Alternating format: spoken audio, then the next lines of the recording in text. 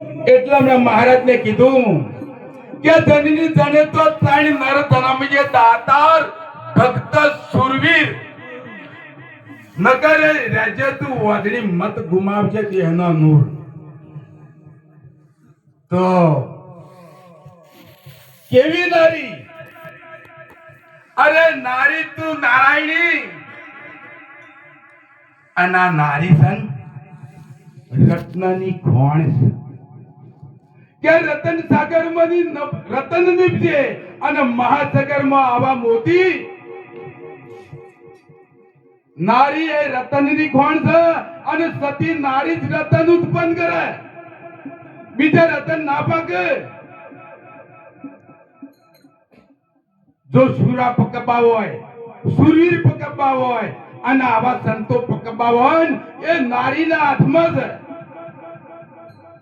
પણ ક્યારે પતિઓતા ધ્રમ પાડતી હોય, જેના મનમાં ભાવના થયો હોય અને જેનો એક જ પુરુષ અને એક જ પુરુષ એ પતિ જ મારો પરમેશ્વર, એને ભક્તિ કરવા પણ એ ના રહ્યો. એટલે જીવનમાં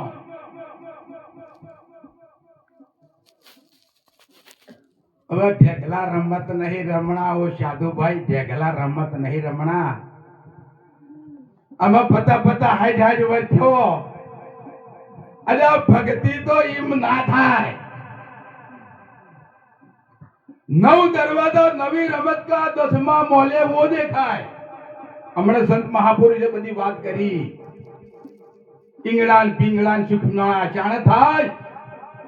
આ દાળમાં મૂળ રે વિનાનું કાયા દાળું આમાં કોક શક્તિ છે ને તો ભક્તિ થાય.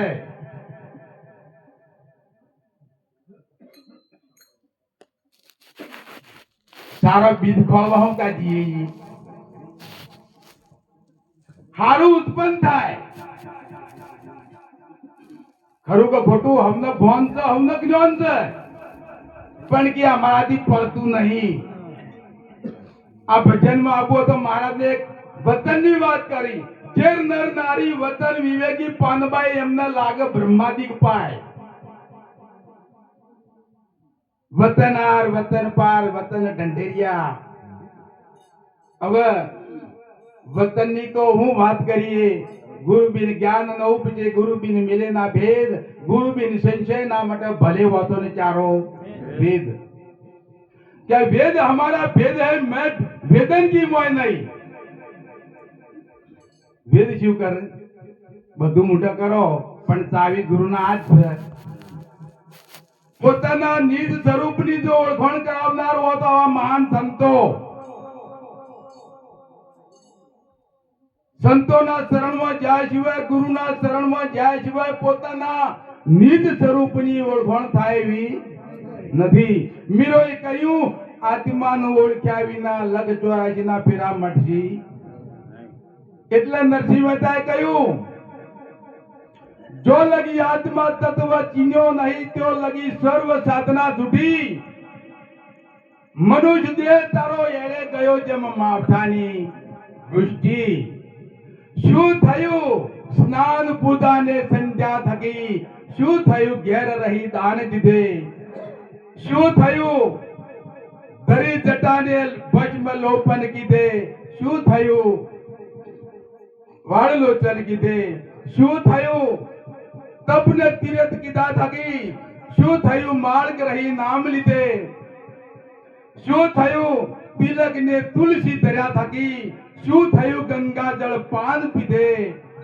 શું થયું વેદ વાકરણની વાણી વધે? શું થયું વર્ણના ભેદ આણે?